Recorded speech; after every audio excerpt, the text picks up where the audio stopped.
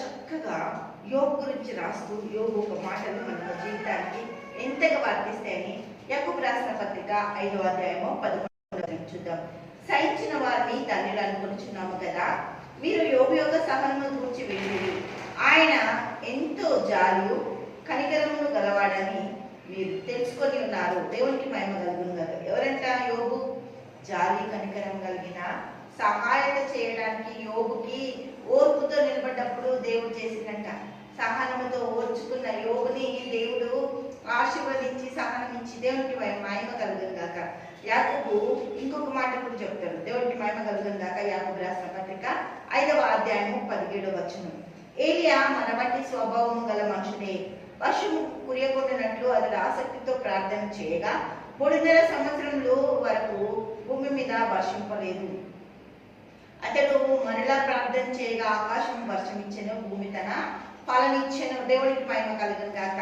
విశ్వాసము గల జీవితం మనకు ఉండాలని దేవుడు ఎంతో కోరుతుడు. అదే జీవితాన్ని చూపించడానికి యాకోబు పత్రికని రాసిండు.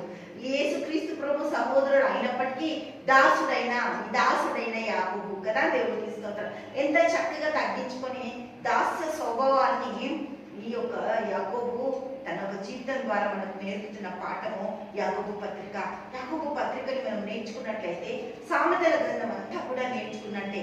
సామెతల గ్రంథము చివరి భాగం కొనసాగింపే యాకోబు పత్రిక. దేవుడికి మహిమ కలుగును గాక. హల్లెలూయా. కొత్త నిబంధన సామెతలు అనుకోవాలి మనమైతే.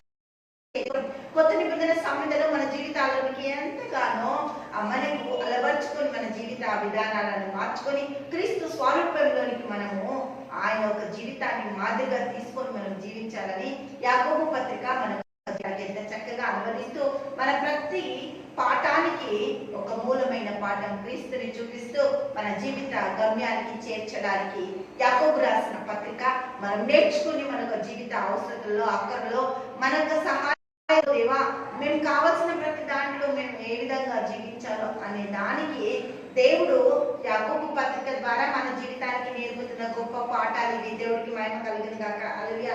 మనము వినేవారిగా ఉండదంట. దేవుడికి అస్సలు ఇష్టం ఉండదంట. విని విడిచిపెట్టు వారు అస్సలు ఇష్టం లేదంట.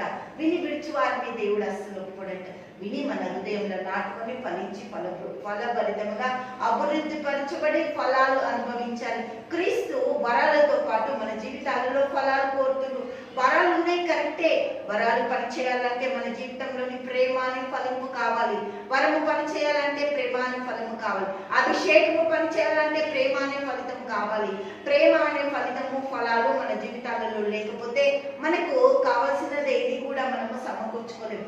ప్రేమ మన జీవితాలలో ఎన్నో మార్గాలను తెలుస్తుంది. ప్రేమ మన జీవితాలకు కావాల్సిన ఒక మంచి సందేశం. దేవుడికి మహిమ కలుగును గాక. ప్రేమ మన జీవితానికి ఉన్నత స్థాయిలోకి హెచ్చించబడాలి అంటే హల్లెలూయా ప్రతి వారము ఫలింపాలి. ప్రతి అభిషేకం ఫలించాలంటే ప్రేమలో అభివృద్ధి పొందపరచబడాలి. దేవునికి స్తోత్రం. ప్రేమ మన జీవితాల్లో విస్తరించిన కొలది మన జీవితాలలో అత్యున్నతమైన ఉన్నత స్థానాలలోనికి తీసుకెళ్తుంది. ప్రేమ మార్గమే. దేవుడికి మహిమ కలుగును గాక. హల్లెలూయా. తండ్రి యేసయ్యానికి మన స్తోత్రాలు, గొప్పది, అద్భుత ఆశ్చర్యకరమైన నీకు స్తుతులు స్తోత్రాలు చెల్లిస్తాం. ప్రతి కార్యం సఫలత దయచేయండి. బిడ్డల జీవితాల విస్తారమైన దీవెనల ఆశ్వాసంతో సమాధానంతో కృతజ్ఞతలు చెల్లిస్తూ యేసుక్రీస్తు నామములో ప్రార్థిస్తున్నాము తండ్రి. ఆమేన్, ఆమేన్, ఆమేన్.